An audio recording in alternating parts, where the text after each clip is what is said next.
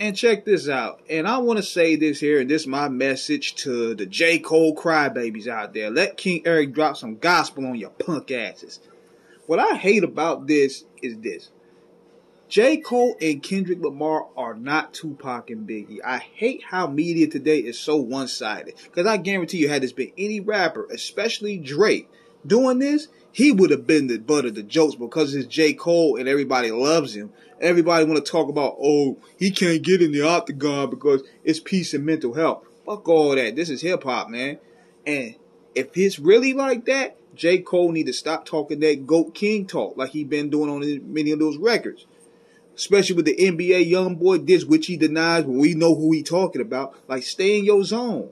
Don't jump into any conflict. You can tell how a lot of these rappers, they ain't built for that type of conflict. They're not built for that type of confrontation.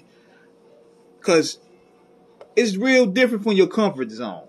Taking them body blows and, you know what I'm saying, taking them shots to the head. So it's a totally different thing. But see, what I hate about is mainly the J. Cole crybabies, because you could tell his base is mostly women. It's mostly liberal hip-hop heads, or, well, as they would say, the fake woke ones, or people that go to coffee shops.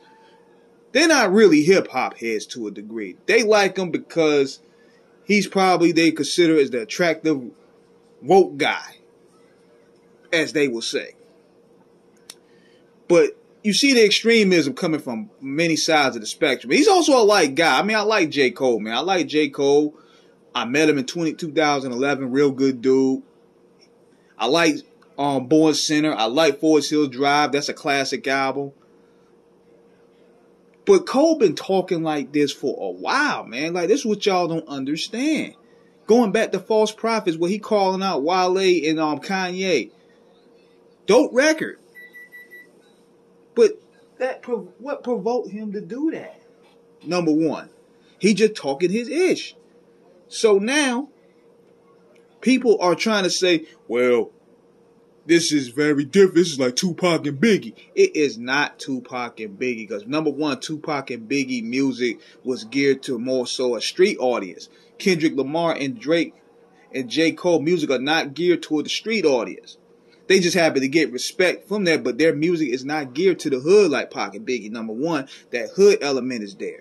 Number two, one of those individuals, Tupac in particular, was shot and robbed. Therefore, bringing the street atmosphere in.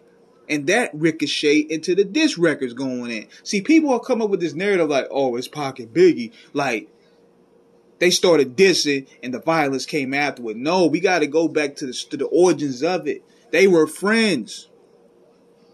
They were friends. Pac got robbed and shot. That's what ricocheted in the beef.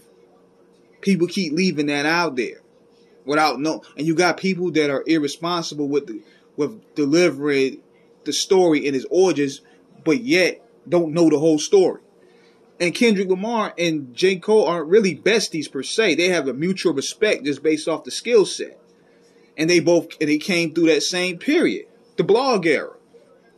If anything, Jermaine should be mad at Drake because Drake allowed him to use him as a pawn to go at Kendrick since his Ghost Riders won't picking up. That's the real battle. So both of these guys don't have street teams that's engaged in that bullshit, number one. Like, whereas the Bloods and the Crips was involved, no, TDE and Dreamville are not going to fight. Plus, Rock Nation and Interscope are not going to let these two get too crazy because there's too much money to be made. Hip-hop is more corporate than ever before. Hip-hop wasn't really as corporate in the 90s.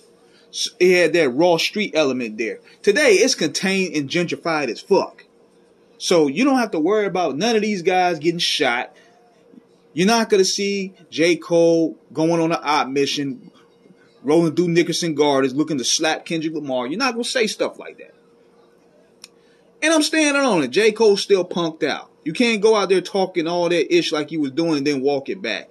What it was, he saw those comments. The internet, social media perception was hurting his ego. And he's very sensitive. So he waved the white flag. So therefore, you can't talk like you talk no more. So let me know what you guys think of the comments. Subscribe with the like button. Peace.